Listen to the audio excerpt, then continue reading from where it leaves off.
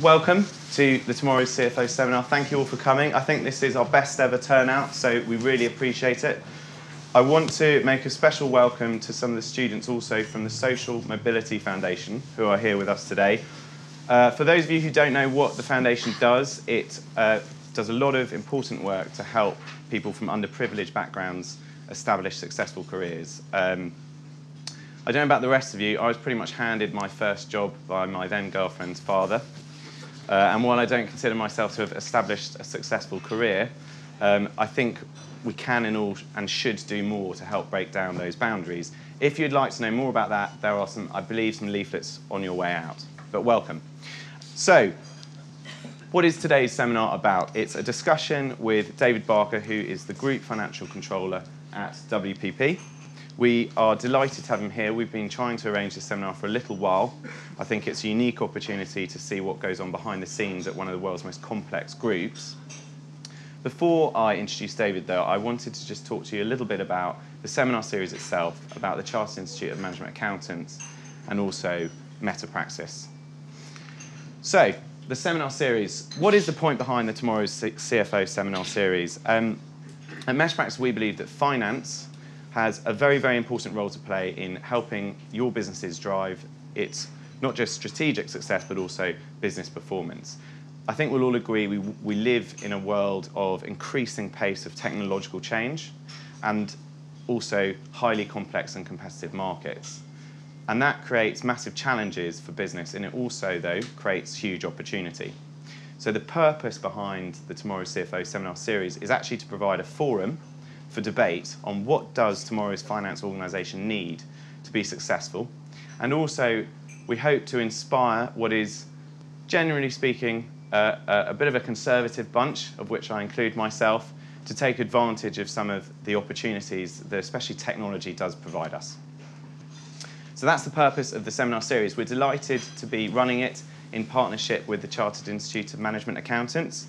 CIMA is the world's largest body of management accountants, and after its joint venture with the AICPA in the States, it now has over 550,000 members globally. In partnership with CIMA, we have also created an online learning program called Accounting Intuition. Now, this is designed to help. How many accountants do we have in the room? Can you just raise a hand? Don't be afraid. You aren't afraid. Good. You're among friends. Accounting is seen as a bit of a dark art. This is designed to help give the participant a more intuitive understanding of accounting. And it does that through the use of online simulations, tests, and a competitive challenge. We think it's applicable to everyone in business, but it's especially applicable to non-financial management and also people on graduate training schemes. If you'd like to know more about that, you will find details in your pack. In fact, in your pack you will find a lot of details and lots of brilliant bedtime reading, so please do take that home and get in touch with us if there's anything you don't or want to talk about further. Metapraxis. Who are Metapraxis? Metapraxis provides strategic analytics solutions for finance. What that really means is we work with complex businesses and we help them use their data to improve planning, analysis, and the communication of performance to business. We do that through our own technology platform, and we're competing against lots of much larger US businesses, and we're winning against them, so please keep supporting us. The second thing we do that with is a unique methodology. Technology alone, we don't believe, solves what is a very complex challenge. Now, the data analytics industry is a fascinating industry to be part of. I think data is, well, the amount of data as a world we're producing doubles nearly every year. That causes challenges, and one of the big challenges that causes is that it's open to exploitation. Now, I don't know here if anyone has heard of the term big data. Who has heard of the term big data? Several people. Who can give me a definition of big data? In fact, very good. If you can give me my definition of big data, I will give you a mini iPod shuffle. Where are our mini iPod shuffles? Anushka, have we got the mini iPod shuffle? The mini iPod shuffle? Right, the mini iPod shuffle exists. Who can give me my definition of big data, starting with Charles Tilley from CIMA? Lots of data. Lots of data. It's a good start. It does get more complicated. You don't win the shuffle. Next person. Gentlemen. Unstructured Getting warmer. The lady at the back. Data about data. Getting colder. The next one, please. Unstructured data that needs to be processed to gain insight. You win the iPod Shuffle. You win the iPod Shuffle. Now, there are lots of ways of defining big data. The point I'm trying to make is that none of the definitions offered something which was to prove a hypothesis. And that is actually at the heart of the challenge. Only about 0.5% of the world's data ever actually gets analysed. So the need to understand what data really matters for business has never been greater. And we do believe that that is actually the job of the finance function. It's not hard to do. It starts by creating a model of your business, of tying the operational and marketing drivers to real financial outcomes, incorporating only the relevant data and using that as a platform for actionable insight to your business. You can do that in under 6 months, but you have to start with a focus on what data matters, not on the world of the possible. We also believe there's an enormous amount out there to go further now as well, and that is advanced analytics. Advanced analytics, in our view, and this is also a term that many could coin differently, is the use of machine learning to provide predictive and prescriptive insight.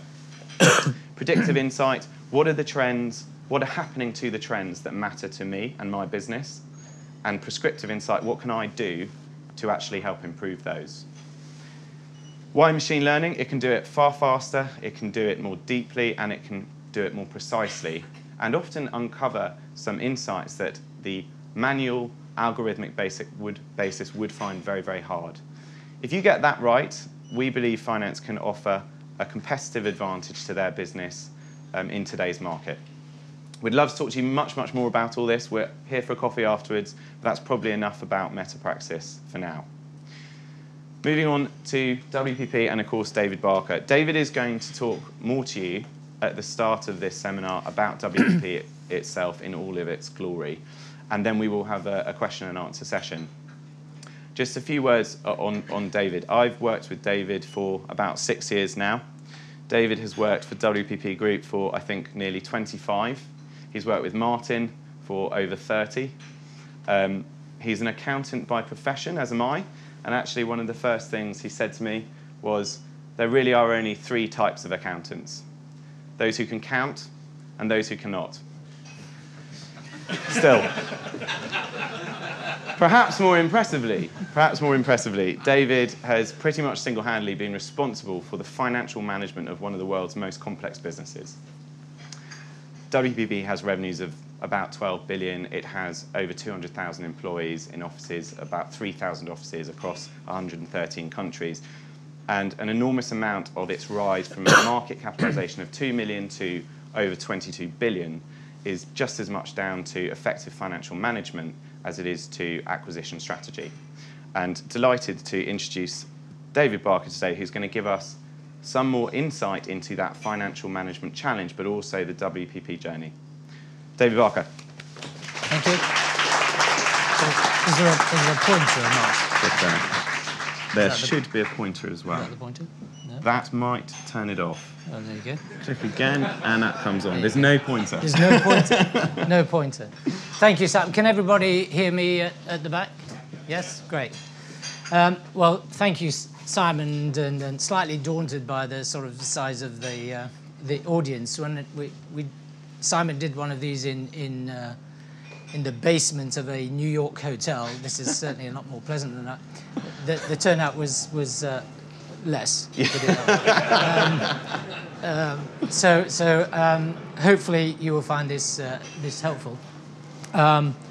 If this works. So WPP, I'm not sure how many people, this is the up-to-date slide, Simon had the old slide. This is our new slide. The theme of this one is Cuba.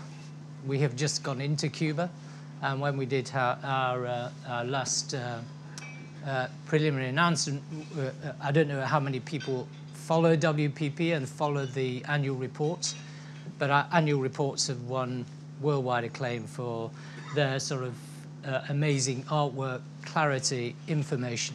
And this is one of the principal ones which we now use and will use throughout this year on our analyst presentations. and it's meant to be Cuba. And Cuba was the 112th company, and Iran is now the 113th country we're in. Just to give you some idea of the journey, the last sort of 30 years. I joined somewhere around 91, 92, just at the time we were going through a fairly difficult period. We had the banks involved. We almost went bust, but fortunately we didn't. The banks made a lot of money out of us, and hence have supported us ever since. One or two of the sort of big blips, if you look 2000, 2001, that's when we acquired the Y&R Group, just over $5 billion at the time, which was huge in comparison to our market cap.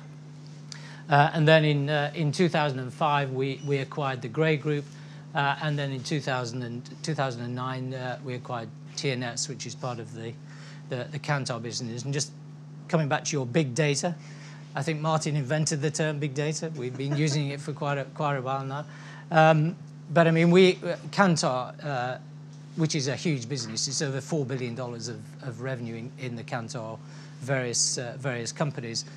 They have an enormous amount of data, and they do in fact offer the insights. And what we're doing now with Kantar, Group M, and KBM, which is part of Wunderman, which is one of our direct digital businesses, we are putting together a worldwide capability to bring clients the sort of analysis that we can afford through bringing together all this data. And as Simon mentioned, I mean, companies like Amazon, Google, I mean, they are a real potential threat to us, so we have to be extremely careful in what we do.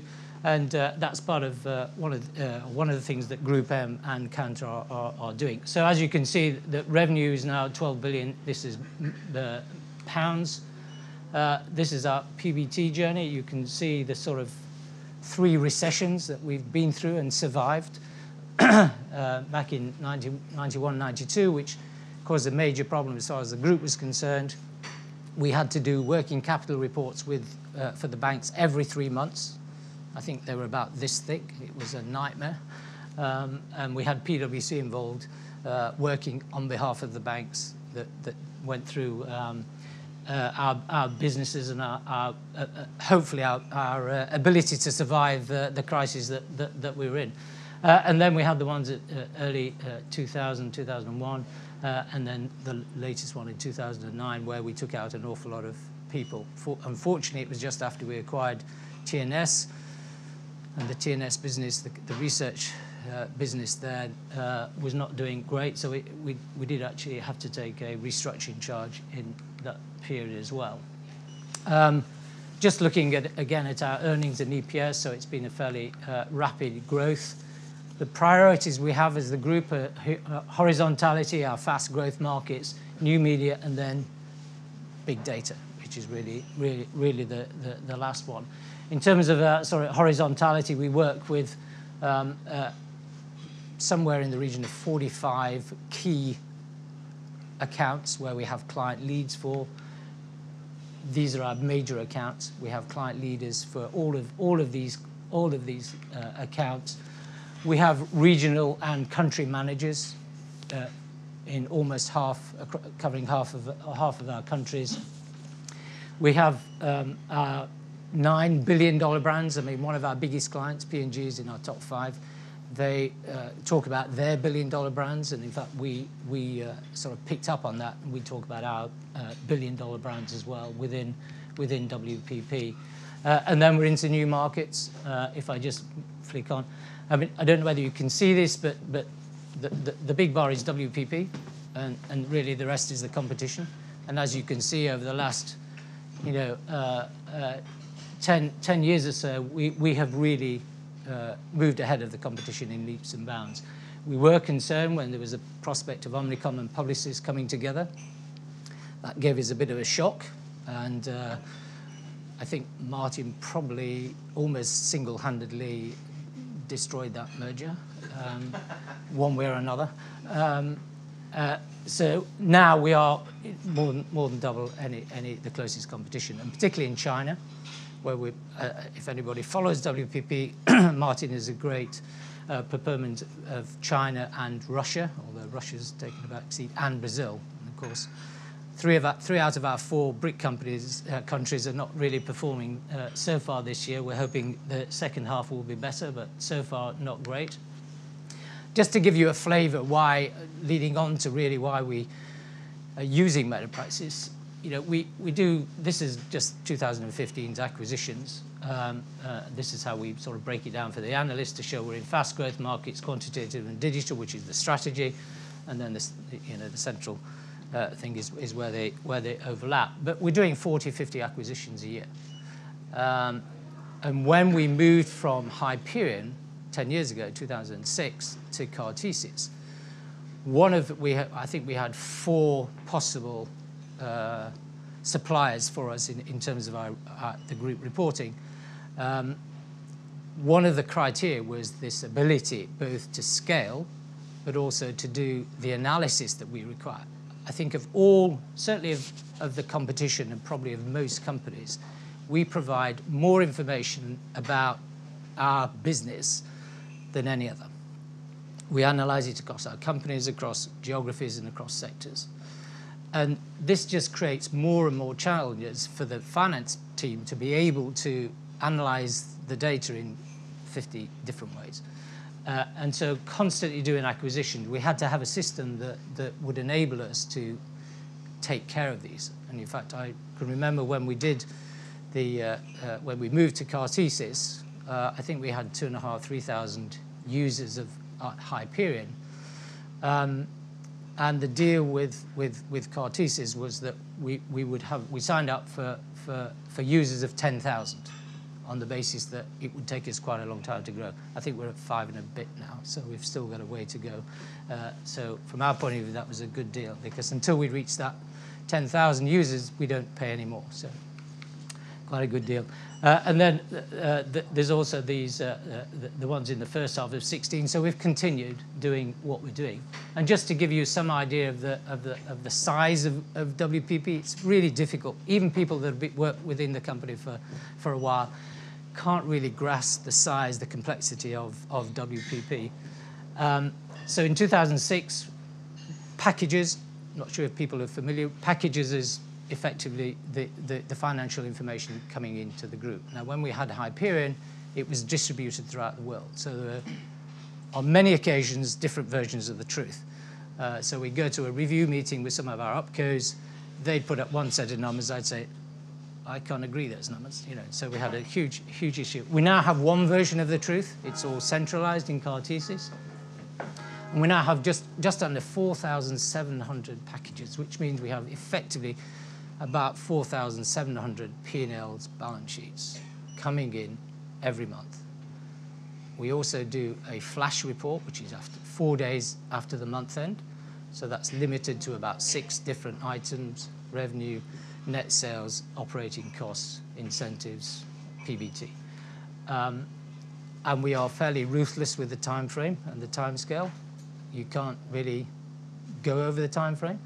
And our actuals are due 10 days after the end of the month, 10 working days. We do move it very occasionally when if there's a problem with Thanksgiving in the US or Independence Day. So we sometimes give the US an extra day, but usually not. So we had 2,600 users or so in 2006. We've now got 5,500. And so it's a huge challenge, and it's become more of a challenge. The more we have developed a sort of matrix across WPP, you know, we've got all those client leads. They want to see what's happening with their client across the world, across companies, across geographies, and also across the disciplines, whether it's advertising that's driving the growth or direct digital or PR or whatever.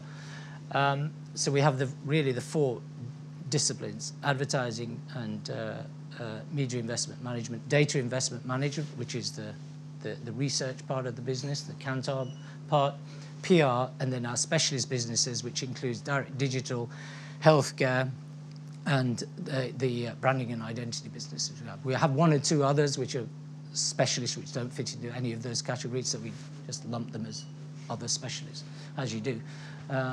So the challenge is to really, how, from my point of view, how can I see what the heck is going on in a group with 4,500 P&Ls? When I started at WPP, we used to, and we still have a monthly report, which used to list by opco, by unit. I think in those days it was probably about 25 pages. Now it's 130 plus. So you've got 130 pages going through each opco. I can't run the business doing that. It's hopeless. So when we moved to to Cartesius, one of the problems we had with, and one of the only real drawback of Cartesius was that with Hyperion, their sort of Excel add-in was superb. I could put in the shortcode for any of our companies, and it would refresh within a second. Didn't mean you had to know quite an awful lot of shortcodes, but you know, when you're doing it all day long, you soon get to know them because we have a fairly clear way of doing this. The problem with Cartesius, it couldn't do that. The Excel add-in for Cartesius didn't really work. And this was a major problem for our companies because they used to do their Excel retrieves of all the data so that they could see what was going on. So our original involvement with Metapraxis goes back when Simon was sort of probably this high, in the early 90s. And I can always remember we used to do our monthly meetings with the CEOs. Then we only had sort of like 4 companies. Ogilvy, Thompson, we didn't have Wine, didn't have Gray, and then we had a few of the others. But we used to prepare these acetates in those days of very similar slides to the ones we use now. And Bert Manning, who was then the CEO for JWT Advertising in New York, seasoned advertising guy, we put these charts up, and it's as if the lights had gone. He just hadn't got it before. You know, he suddenly realized what was going on in his business. And in those days, we used to do monthly meetings, and it used to take us 3 weeks to do the acetate. So it wasn't exactly a great process. So coming back to 2006, one of the problems we had in that intervening period was we had grown enormously. So unless Metapraxis could really scale and improve the speed with which, then it was not going to be of any use. And we have worked now last sort of 10 years developing that, and there's been a huge response from Metapraxis to recognize that we have to have data and information quickly. We do a full refresh. We have a queue which sits on top of our Cartesius database that extracts all the data, which goes into Metapraxis. That gets refreshed overnight fully. And one of the issues we had from the company is because it was really developed centrally for me to try and manage the group. But as we've developed and the CFOs have realized this is a hugely valuable tool, and particularly when I can get data far faster than they can, and it really irritates them. We have I have monthly calls with them to go through hires and fires and their numbers, and they get really irritated when I can pull up the numbers in like 2 seconds and they're still scrambling. So they've gradually moved toward it, but one of their problems was they said refreshing once a day is no use, particularly when we're getting data in throughout the day from Asia, from Europe, from the US. They needed it quicker. So we talked about it with Metapraxis. So we now have what we call this light site, which is a much simplified version of the big site. And that gets refreshed every hour. And I'll just come on to the next slide. We normally have something like 25 scheduled consolidations. 6 are running concurrently for all different reasons. So unless we update the data quickly, the company's going to say, well, you know, once a day is no use to us. So we've now developed this, and I think it works pretty well. The light site gets updated every hour. And that's certainly one that I use when we're getting the flash numbers in, because there's no point waiting until we get everything in. You know, there's always somebody. Our timetable is 5 o'clock US time on the particular day. There is always somebody who's late. So I send them an email saying, why isn't your package in? So we have these an enormous number of consolidations running at any one time. So it's important that we get the data updated as soon as possible.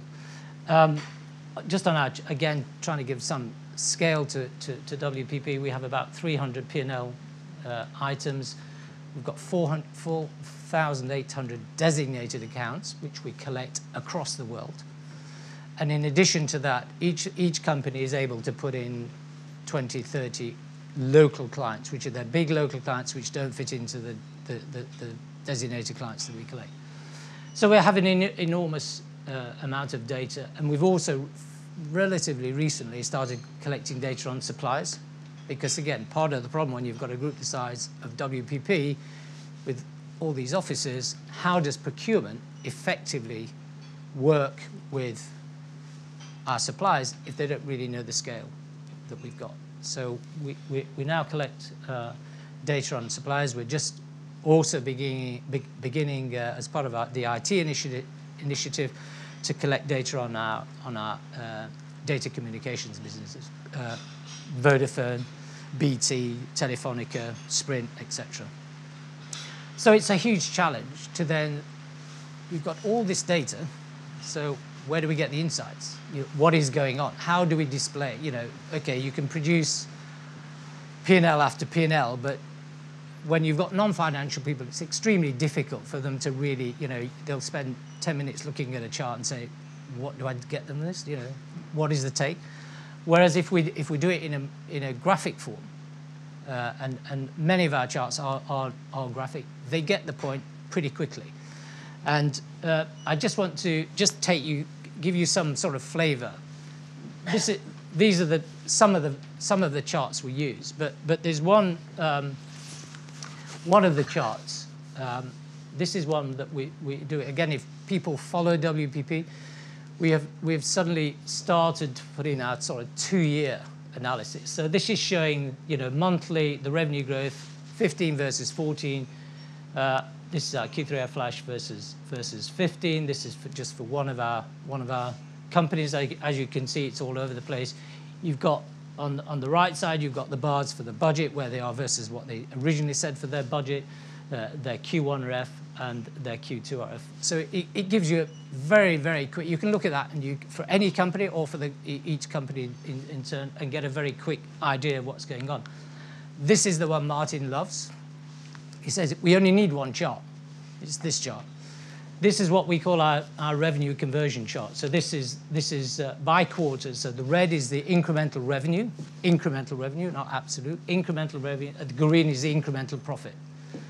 And we've also just added, again, because we've been doing a lot of restructuring, just to give some insight into what the severance cost is, because that clearly has an impact on the incremental profit growth. And this is the only chart we need, he says. You know, that tells me everything I need to know about what's going on. You know, I've chosen a good one here. There are ones that I don't think yes, I put this one in as well.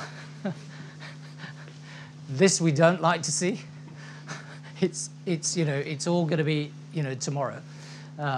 This is actually a real life example. These aren't made up. I've just taken the name off just so you don't ring up somebody.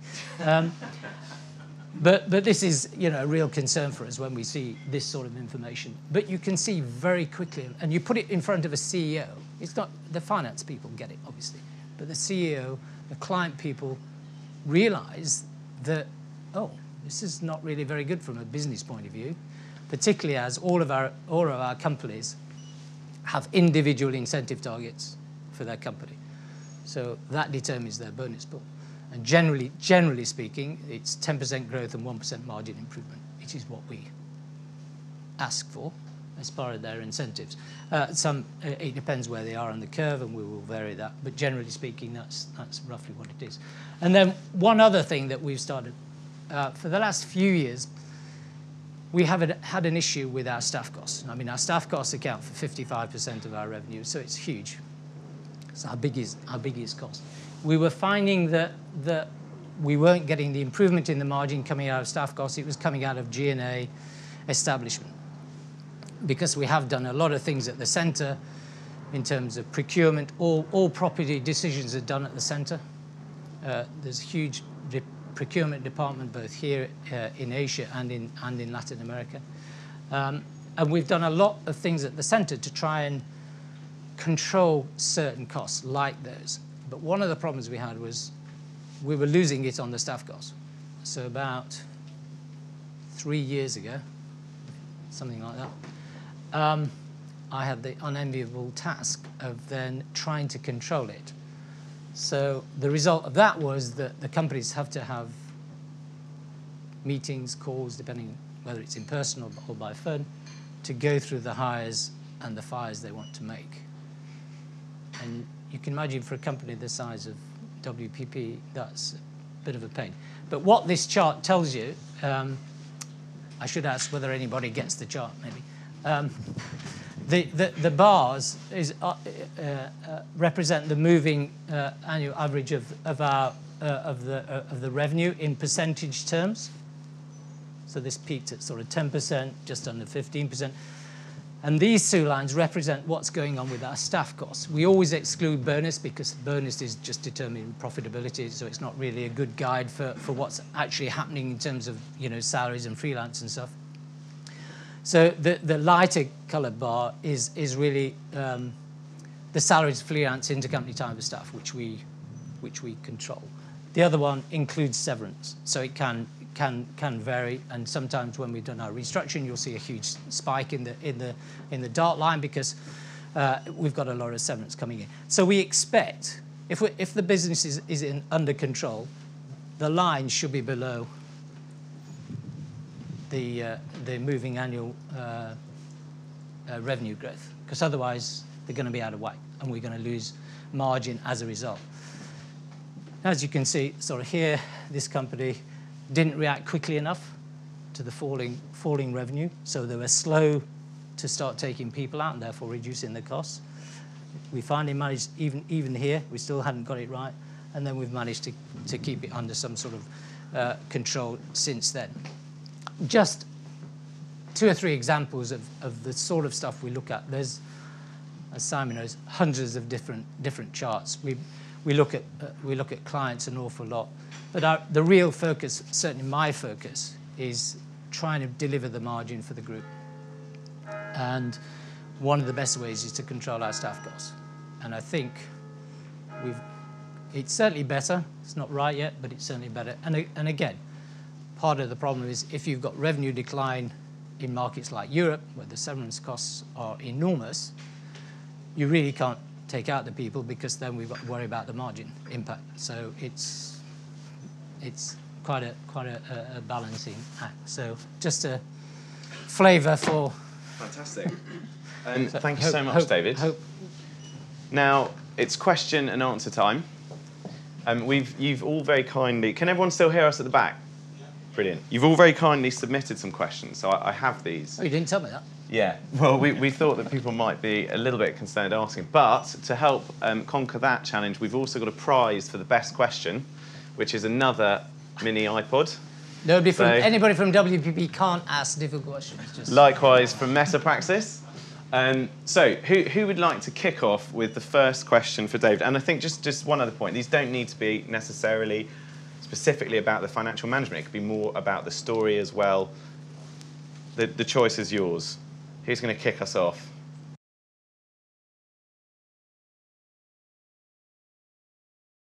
Well, I suppose the first point, it is pretty complicated.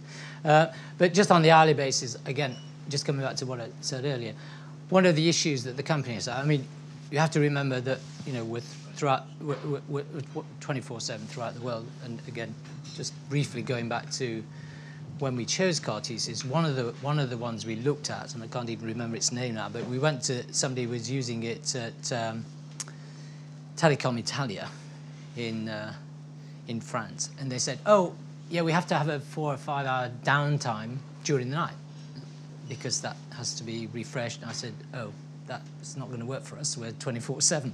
So coming back to the why Eiley, you know, we've got 4,700 packages coming in, and the companies need to know what they're saying, because if they wait, you know, if they're in New York, which is where, other than Kantar, they're all headquartered in New York. So if they're in New York and they've got people putting numbers in Asia, and Metapraxis is really only, they can get the information from Cartesis, to be fair, but again, it is fairly slow. So to get the information quicker, they need it to be being refreshed, because they've got Europe, got Asia, got, you know, Latin America pretty much on the same time zone. So they need to be able to see what's going on and get back to them. The other, you know, one of the beauties of Metapraxis is that I can just look at something, as I do most days, just do a snapshot of the chart and just put it in an email and say, what the hell is going on, you know. And the companies do the same. You know, they have the regional folk, so you've got the regional guys, so you've got people in the regional people in Asia looking at the data on an hourly basis through the night. Well, that's something we're just about to address. So they need much more information. In terms of the consolidations, we do our sterling consolidation, which is the group numbers, which we really seldom look at. We only look at that really once a quarter. Everything we do is done in constant dollars, although now, having done the merger with SDW in Australia, so that's doubled the size of our business in Australia. We're now, I think, 850 million in Australia. SDW is still a listed company in Australia. They need to be able to see their numbers in Aussie dollars. So we're now having to do the consolidation in Aussie dollars. And there are, I'm sure if there were people from the Cartesis BFC team here, they'd be able to go through all the consolidations that we do. We do all sort of, maybe Nick knows, Nick, who's my number 2. Nick, why do we do all these? What are the different consolidations? We have the VREP rate, we have the constant dollars, we do reportable dollars, we do reportable euros, and we do reportable yen. Oh, the like pro formas, you know, they've got actuals, pro forma. Yeah, there's just any number of different categories and currencies, and yeah. I don't know how many categories there are in total, but there's probably, I don't know, about 500. We keep full history going all the way back, so we can look at data all the way back to 2000. Yeah, we go back. We are able, and in fact, within Metapraxis, we have a sort of what we call the history site, and we go back to 2007. And when we have quarterly meetings with all of the group opcos, so we have about 28 meetings once a quarter, which Martin is involved in, and those are in New York. And one of the slides that we now put up, because Martin wants to see it, is the 5-year history of whoever, you know, Ogilvy, Thompson, Weiner, whoever. He wants to get the long-term view of what's been going on. So we can actually go back to 2007, I think, in the history side.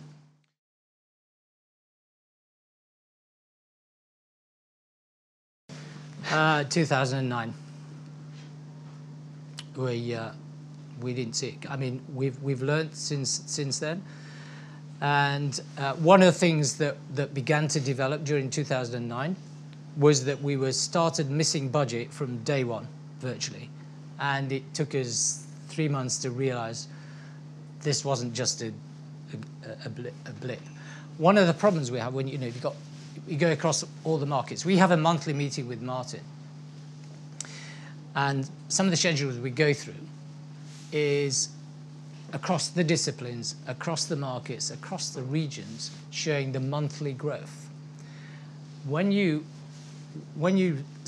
cut everything down to just, you know, probably a very small market and one of our businesses not getting revenue from a particular client can throw the percentages off mildly. And so whenever Martin raises it, I say, you can't just look at one month. The timing is is really quite difficult to predict. And one of the things we've been trying to look at with Metapraxis more is to get a better predictive model about our revenue. The companies, I'll just give you an example. As well as our quarterly forecast, the companies also now do, if you like, a pre-forecast the month earlier. So we've just done our Q3 flash, which what some of those numbers were based on, which was due to us on the 20th of September. So it was based on 8 months and 4 months. They've just sent us their September flash, and the variations are enormous. And, I phoned up the CFOs, I said, you did this 10 days ago. Now you're 25% off. What the heck is going on? And there's always a reason, Very rarely is it because we've screwed up. Occasionally it is. But one of the things we did miss in 2009 was the speed of our revenue coming off. And so now, one of the reactions to that is that obviously because of the business we're in, our companies put in new business into their budgets and their forecasts. And when we go through our budgets with them towards the end of the year, one of the things that we insist on is that they have clear visibility on whatever new business number they put in their forecast or their budget. And so we do this every quarter because we don't want to get caught again. We want to make sure they have absolute visibility on a new business number. And we didn't see that. We have these what we call the windsock charts, which help, but it's I find in our business extremely difficult. Because you're at the will of clients. Clients just decide to pull a project or whatever. I mean, the interesting thing now over the years, over the last sort of 15, 20 years, certainly when I was at Saatchi & Saatchi, the vast majority of the revenue was commission-based. Now the vast majority is fee-based. And it makes a huge difference because it's all projects. So that a client can pull a project, 5 minutes notice really. And this is what happens.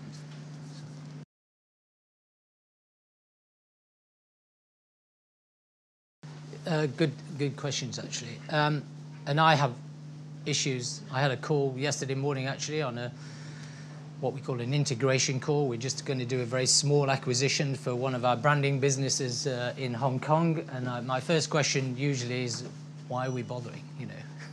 It's a $4 million company, and it's tiny. And why do we bother with really small? We're a $20 billion revenue business. In fact, the number that's actually more interesting is that our billings, i.e. the throughput, is something like $75 billion, which is, fairly enormous. There is a huge difference in culture across our businesses. If you work at Ogilvy, it's very different from JWT. It's very different from Gray, very different from Y&R. So our businesses all have their own cultures. So when we do these acquisitions, as you saw, really, predominantly in the faster growth markets. So it really is trying to fit the particular target with the right company. The acquisitions are really done to improve our capability for clients. That's the only reason, and because there's this huge move to digital, an enormous number of our acquisitions over the last several years now have been in that space, because we need to improve our capabilities in that area. So a lot of those are being done, and also again, our strategy really follows what's going on in relation to our clients, which is following what's happening to the global economy and different markets. Because we went to Asia because our clients were telling Martin, you need to be there. Plus the fact, when you've got a market the size of China, and we're probably 3 times bigger than anybody else in China. There has been a very, very purposeful acquisition strategy for China, and the rest of Asia, but predominantly in China, and it's paid off.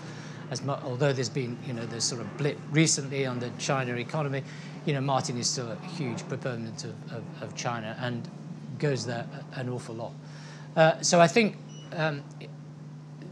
the acquisitions are really done for one purpose, and that's to improve our capabilities as far as clients are concerned, so that when they come to us, they know they're going to get everything they could possibly need. I mean, it goes back, interestingly enough, to when I was at Saatchi's like 25, 30 years ago. You know, I think Maurice Saatchi had the idea of one-stop shopping, and it's sort of in some ways similar to that. Well, again, when you've got these very small companies, you know, plus the fact they're in earn-out, so we really can't touch them for 5 years, you know, because they'll say, well, you're stopping us making our earn-out, blah, blah, blah. It's only when we do the bigger ones. Now, when we did the TNS acquisition, that one, there was no earn-out involved. So during 2009, and it was unfortunate that, you know, it happened to coincide with a sort of recession then. But we did a huge restructuring. So the TNS business we put together with Research International, which was one of the Kantar businesses. The two biggest businesses before the TNS acquisition were Millward Brown, which is still a huge, as you saw, it's a $1 billion brand, and Research International, which was much smaller. So when we did the TNS acquisition, we put the TNS part of the business. This was distinct from the media business they had, the World Panel business. We put the TNS business together with Research International on a worldwide basis. And that, I think, when we did the TNS acquisition, I think, maybe you can remind me, Nick, I think we said the synergies were going to be 150 million or something, is it? Something like that. Very few, because we, you know, if you think about the competition, Martin does not believe in smashing companies together. He thinks that's the worst thing you could do, because again, coming back to your culture point, they're all different, and they all have their own culture, and they're all, people want to work at Ogilvy rather than JWT. So we very seldom, it's only when we do a big acquisition that doesn't involve an earn-out. When we did the Y&R acquisition, the Y&R Group back in 2000, one of the things that we were able to do then was to take their media business and put it into Group M. When we did the Grey acquisition in 2005, we took their MediaCom business and put that into Group M. And really, from a scale perspective, our media business is really the only business that can scale and that gets the real benefits of scale.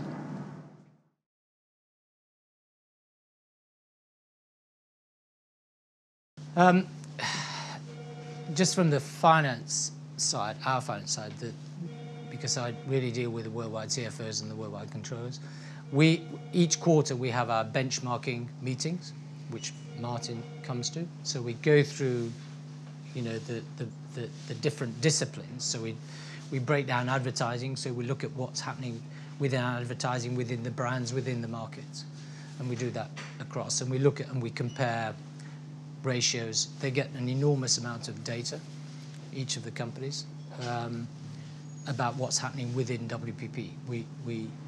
We also show in those meetings the information coming from our competition. We sometimes get a bit obsessed with what's going on in the competition, why they happen to be growing more than we are. I mean, for quite a long period, you know, probably 5-10 years ago, we were always concerned why Omnicom showed this enormous growth in the US, because we just couldn't understand it. I think eventually they've come down, and our view was they were somehow, through acquisitions, were perhaps not reporting the data as we do. We are absolutely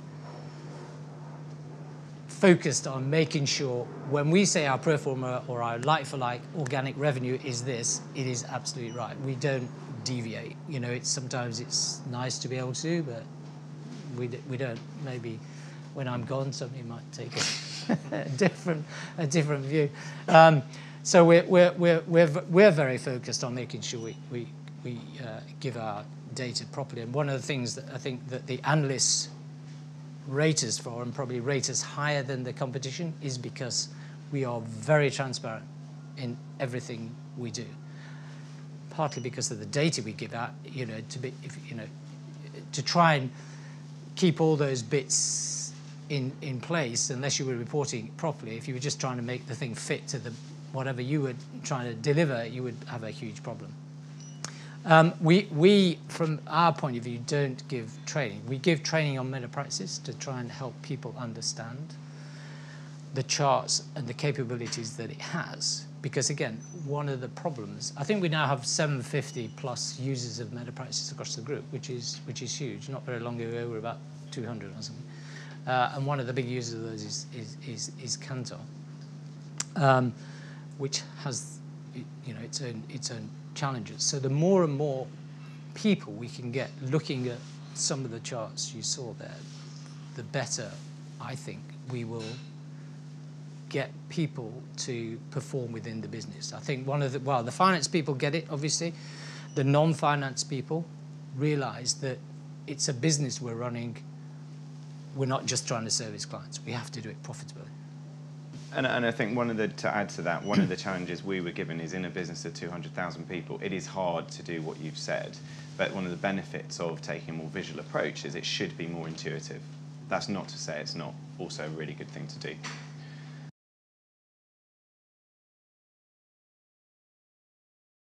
Is not your plan? No, you're selling this far better than I am.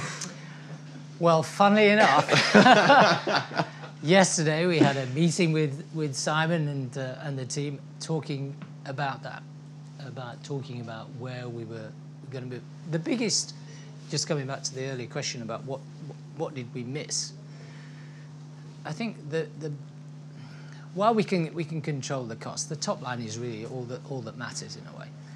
If we could find something, I to be honest don't know what it is given the volatility we have with our clients.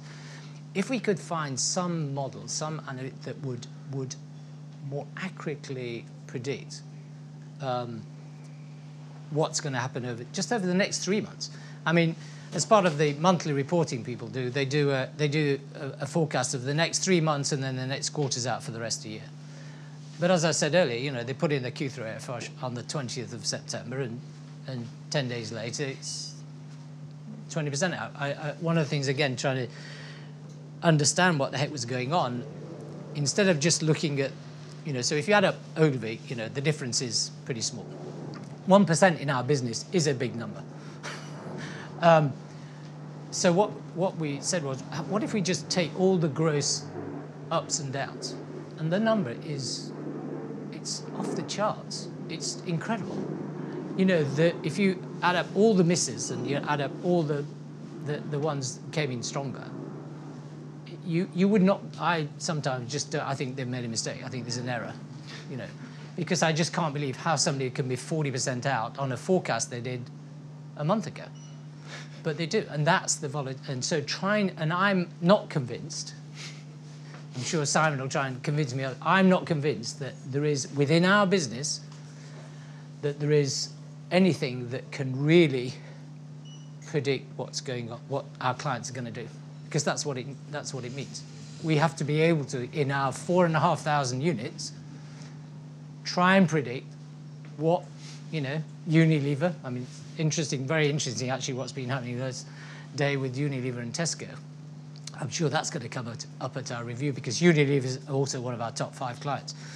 So it's going to be interesting what they do and also how P&G react.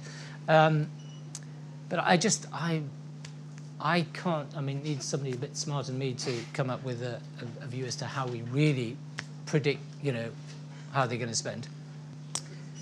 Well, one of the things we were talking about yesterday was to be able to use the some better exception type reporting, analysing the data that way. I mean, to be honest, we really probably should link up with Kantar and Group M. I mean, they have phenomenal analytics capabilities. In fact, I think some while ago I suggested, why don't we get Kantar to come look at this Windsong thing? I think it was on the big chart showed the various different charts we have, to try and help us with that part of analytics. But again, interestingly, not very long ago, within the last sort of month, we lost a major pitch because the client said our analytics capability wasn't good enough, which was a huge shock for us. I won't name the client, but it was a huge client for us. And this involved Group M and one of the agencies. And so that's come as a big sort of wake-up call for us. And so we, as a group, will be putting more and more into that whole analytics area. Maybe at that point we could bring the two together.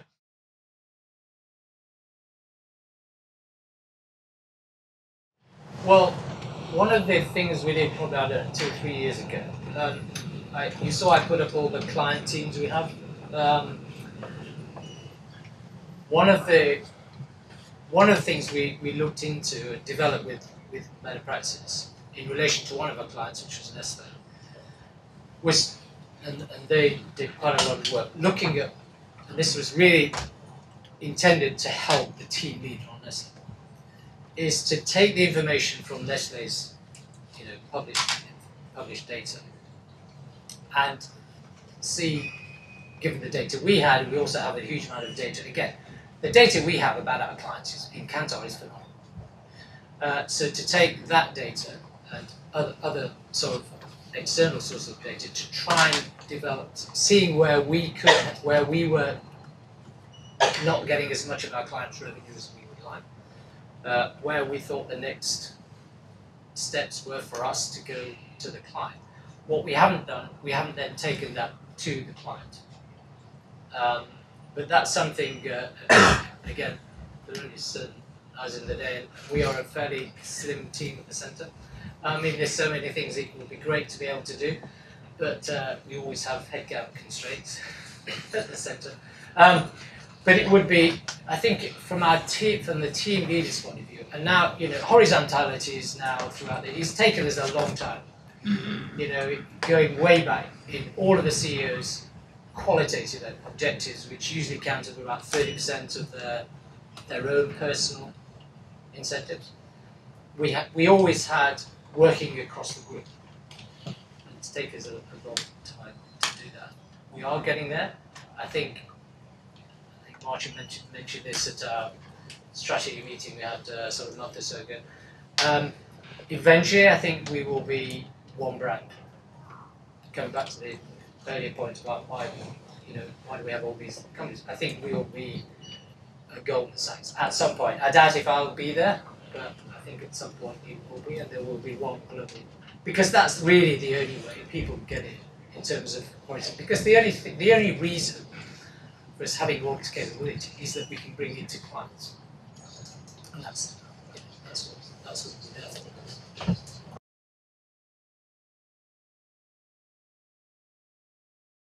Well, we're just I'm off to New York in just over a week to start our Q3RF process, and then almost following on after that, we start the budgeting process.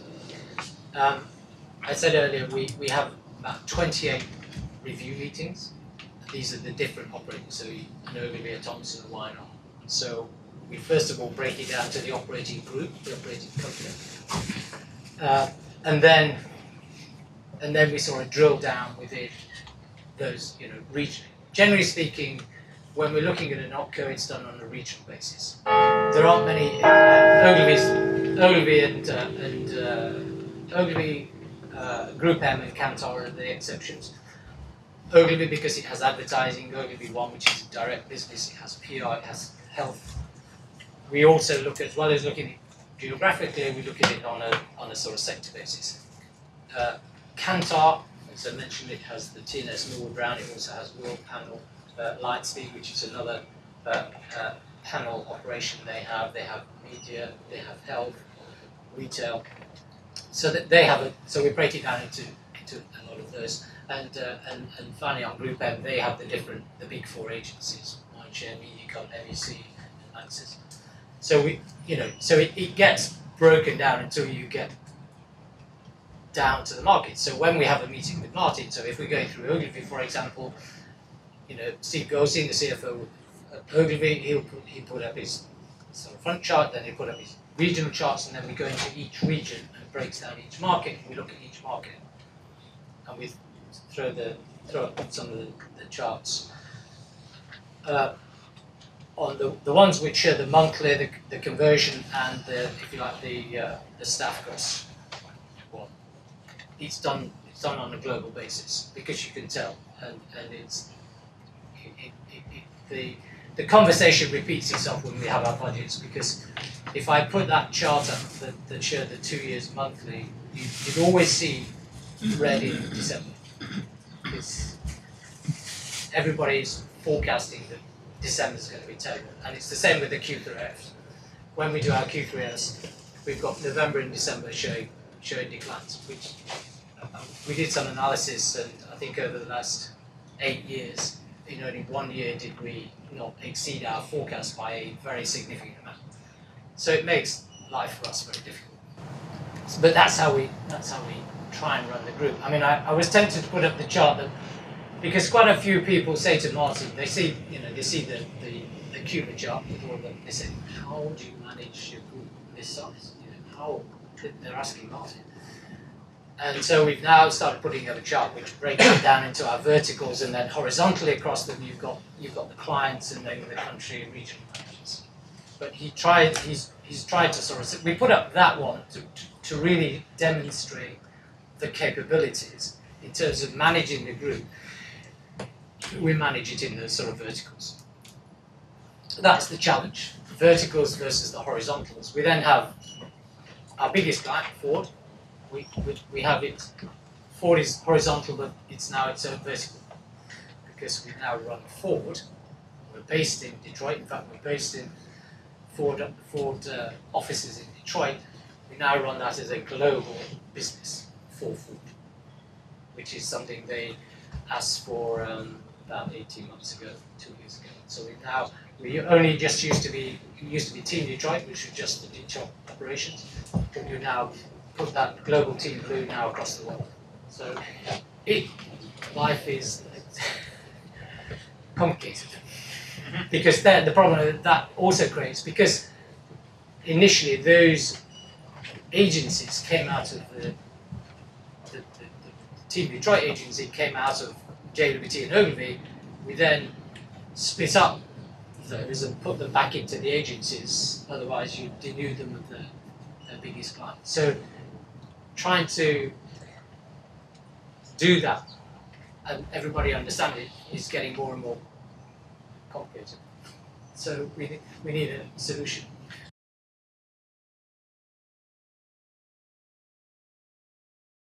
It was funny enough, as I was coming over, I was thinking about things I might say.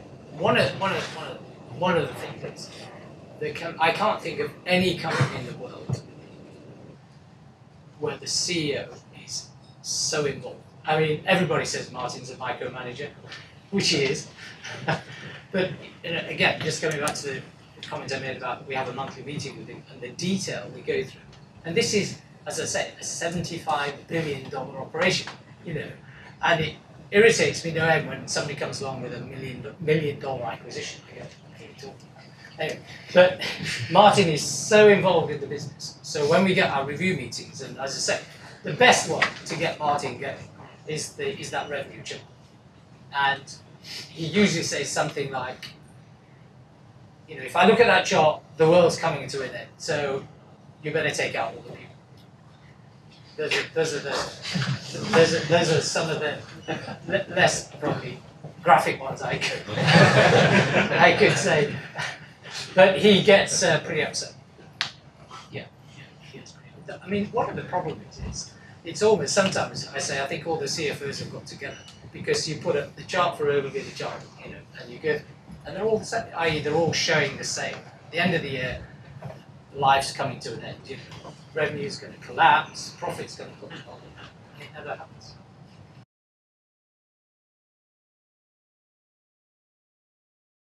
Now, I probably should just, I'll give you 2 minutes of the sort of background how I got to meet Martin in the first place. I was at KPMG and Martin had moved to Saatchi and Saatchi as the CFO. And I was in Bristol, and because the partner had done a very good job with the sort of Sarchi thing, they wanted Bristol office to handle all their acquisitions. So I did all the due diligence work for Sarchi acquisitions. Martin initially asked me, that was way back in '79, so I've known him for quite a long time. And then in '82, he asked me to come to Sarchi. Sarchi, as it then was, I said, no, I'm perfectly happy with Bristol, didn't really want to move to London, blah, blah. Anyway, 2 years later, he had another go, and I sort of said, oh, okay, fine. So I went there. But I have to say, looking back, it's incredible what Martin has achieved, and you certainly wouldn't have envisaged that starting out. I have to say, never in my wildest dreams would I thought I'd be working for a company the size of WPP.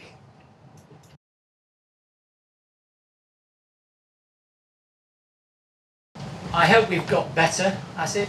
As you can see, we do probably 40 or 50 acquisitions a year. They're all, generally speaking, fairly small.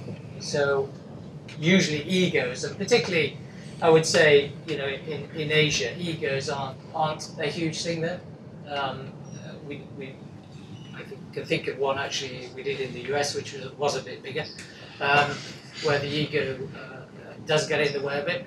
But generally speaking, that's not a problem. One of the things we were finding, which we've, again, as I mentioned, I had an integration call yesterday. One of the things we were finding was that we were acquiring these companies, and because acquisitions, M&A is handled centrally, the M&A, generally speaking, the M&A guys would be finding the acquisition. We also get referrals from the opcos, but generally speaking, it's the M&A function to find an acquisition, and they sort of almost decide at the last minute based on what they think the culture is, where to put it. And so quite often you find that the opco is almost given this company playing who's not involved. Now we've insisted that they have to get involved much earlier in the process, so we have this integration call to ensure that. And one of the questions I asked yesterday was supposed to sign up this deal in another either 10 days or so. So that would be effective from 1st of November. So I said, so come 4th of December, are they going to be able to report the flash? And this is a pretty small company, as I say. Doesn't really have a great finance team. It does have a reasonable reporting system, which is good. Most often it's like we buy corner shops. It's like cash accounting in some cases. So one of the things we're trying to do now is have an integration call before to make sure that the opco is fully engaged in the business. So from day one, everything runs smoothly. But just on the ego point, very seldom the ego is going to work. But occasionally we do buy companies where the people are so good that once the earn-out is finished, we really try and move them onto something bigger within the group, and that's happened quite a few times.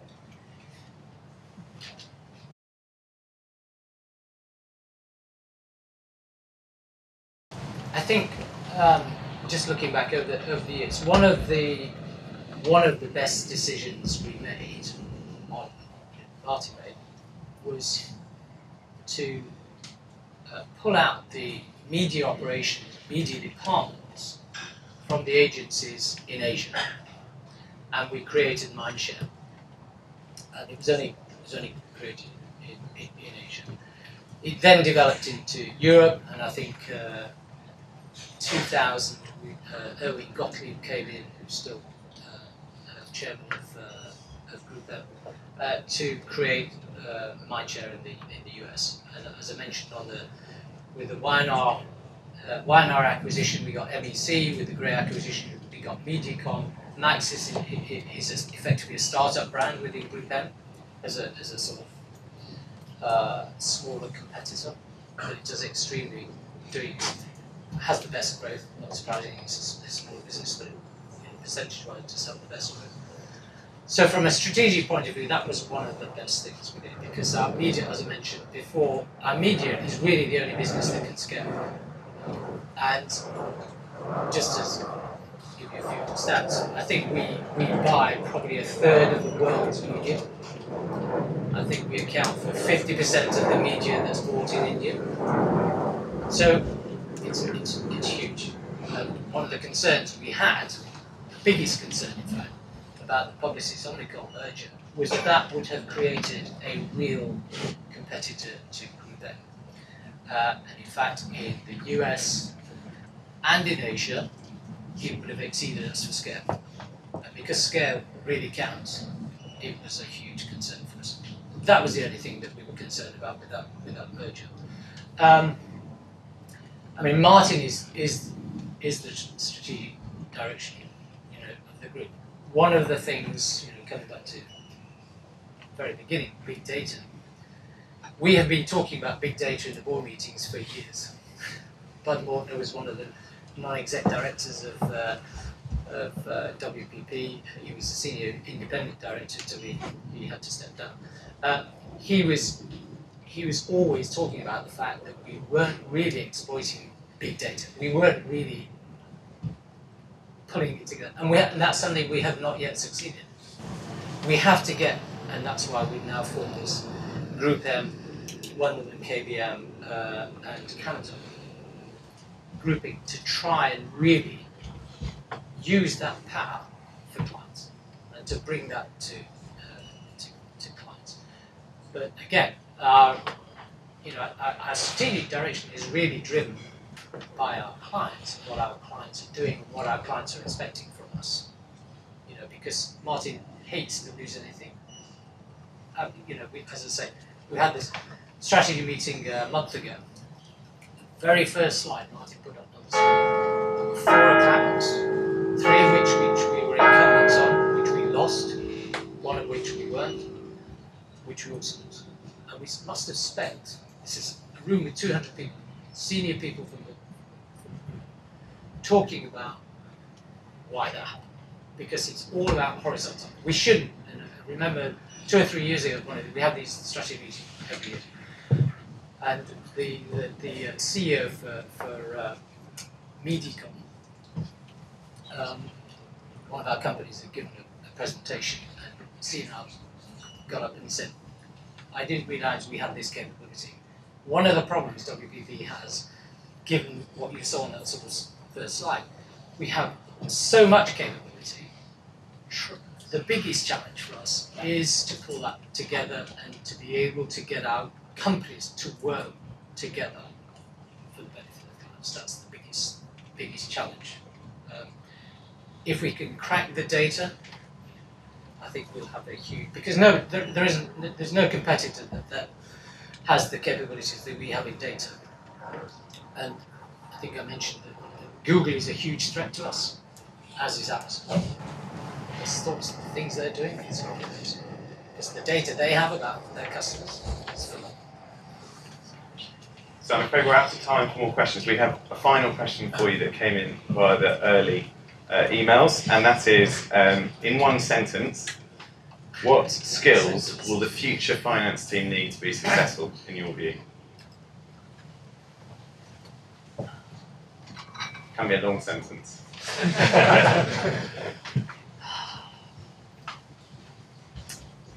Well, the first thing you're going to need is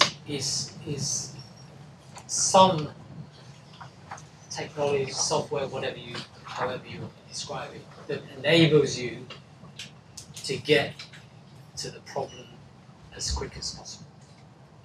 It's the speed with which things are changing. I was thinking as I was going over. Martin has always said, it must be great to be the CEO of M&S, because you know what the sales are every day. Martin would love us to know what our revenue was on a daily basis. If we could have all of our 200,000 people filling in their timesheets and all go centrally, he could have some idea what his revenue is going to be. But things are just moving so quickly that I think you have to be able to use technology and software and analytics very quickly. I just can't. I mean, I hate actually when you think of what's happened just in the last 5 years. You think what things are going to be like in another 5 years. So, best question competition. Do we have the iPods? Has anyone got the iPods? Can someone put the iPods in? So the first iPod goes to the lady who's left. So we'll hold on to that. And the best question, David, your decision. Best question. Yeah, I'll leave that to you. I would give the best question to the biggest whoops. And that is Caroline sitting there. So if you could please give Caroline the iPod. That's all we have time for. Thank you so much for coming. We have another seminar in March. Please look out for it. You'll have an email in your inbox as you leave here. We'd really appreciate your feedback. Please save coffee, and finally, just a huge thank you to David Barker.